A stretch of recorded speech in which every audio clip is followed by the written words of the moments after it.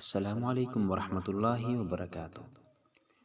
وہ مسلمان جسے اس کا دین ہتھیار بنانے اور گھوڑے پالنے کے لیے ترغیب دیتا تھا۔ جب امریکی صدر ٹرمپ نے سعودی عرب کو جتلایا کہ امریکی تحفظ کے بغیر تمہاری حکومت 2 ہفتے بھی نہیں چل سکتی، انہی دنوں سعودیہ میں ایک اونٹ کو 16 ملین ریال کا سونے کا ہار پہنایا گیا تھا۔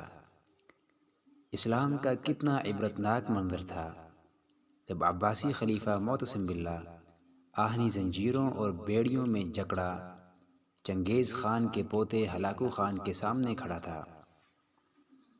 کھانا کھانے کا وقت آیا تو ہلاکو خان نے خود سادہ برتن میں کھانا کھایا اور خلیفہ کے سامنے سونے کی تشتریوں میں ہیرے جواہرات رکھ دیے۔ پھر معتصم سے کہا، کھاؤ، پیٹ بھر کر کھاؤ، جو سونا چاندی تم اکٹھا کرتے تھے وہ کھاؤ۔ بغداد کا تاجدار بیچارگی و بے بسی کی تصویر بنا کھڑا تھا۔ بولا، میں سونا کیسے کھاؤں؟ ہلاکو نے فوراً سے کہا، پھر تم نے یہ سونا اور چاندی کیوں جمع کیا؟ وہ مسلمان جسے اس کا دین ہتھیار بنانے اور گھوڑے پالنے کے لیے ترغیب دیتا تھا کچھ جواب نہ دے سکا۔ ہلاکو خان نے نظریں گھما کر محل کی جالیاں اور مضبوط دروازے دیکھے اور سوال کیا، تم نے ان جالیوں کو پگھلا کر آہنی تیر کیوں نہیں بنائے؟ تم نے یہ جواہرات جمع کرنے کی بجائے اپنے سپاہیوں پہ رقم کیوں نہ خرچ کی کہ وہ جان بازی اور دلیری سے میری افواج کا مقابلہ کرتے؟ خلیفہ نے تعصب سے جواب دیا، اللہ کی یہی مرضی تھی۔ ہلاکو نے کڑکدار لہجے میں کہا، پھر جو تمہارے ساتھ ہونے والا ہے وہ بھی خدا ہی کی مرضی ہوگی۔ ہلاکو خان نے معتصم باللہ کو مخصوص لبادے میں لپیٹ کر گھوڑوں کی ٹاپوں تلے رون ڈالا اور چشم فلک نے دیکھا کہ اس نے بغداد کو قبرستان بنا ڈالا۔ ہلاکو نے کہا، آج میں نے بغداد کو صفحہ ہستی سے مٹا ڈالا ہے اور اب دنیا کی کوئی طاقت اسے پہلے والا بغداد نہیں بنا سکتی، اور ایسا ہی ہوا۔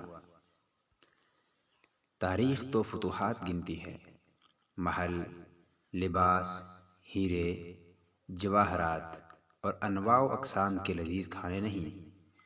رسول اکرم صلی اللہ علیہ وسلم کے گھر کھانے کو کچھ نہیں ہوتا تھا مگر دیوار پر تلواریں ضرور لٹکی ہوئی ہوتی تھیں۔ ذرا تصور کریں، جب یورپ کے چپے چپے پر تجربہ گاہیں اور تحقیقاتی مراکز قائم ہو رہے تھے، تب یہاں ایک شہنشاہ دولت کا سہارا لے کر اپنی محبوبہ کی یاد میں تاج محل تعمیر کروا رہا تھا، اور اسی دوران برطانیہ کا بادشاہ اپنی ملکہ کے دوران ڈیلیوری فوت ہو جانے پر ریسرچ کے لیے کنگ ایڈورڈ میڈیکل کالج کی بنیاد رکھ رہا تھا۔ جب مغرب میں علوم و فنون کے بم پھٹ رہے تھے، تب یہاں تان سین جیسے گویے نت نئے راگ ایجاد کر رہے تھے اور نوخیز، خوبصورت و پرکشش رقاصائیں شاہی درباروں کی زینت و شان بنی ہوئی تھیں۔ جب انگریزوں، فرانسیسیوں اور پرتگالیوں کے بحری بیڑے برصغیر کے دروازوں پر دستک دے رہے تھے، تب ہمارے ارباب اختیار شراب و کباب سے مدہوش پڑے تھے۔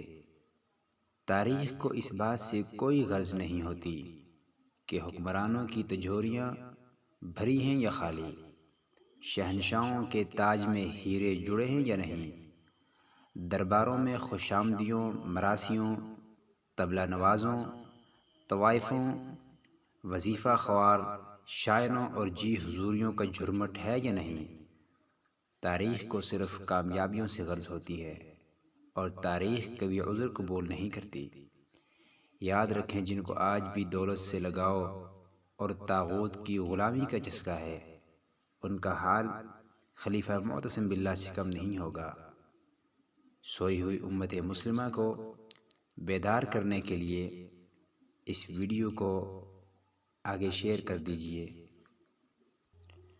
مزید اس طرح کی اسلامی اور سچی ویڈیوز دیکھنے کے لیے ہمارے چینل کو سبسکرائب کر لیں۔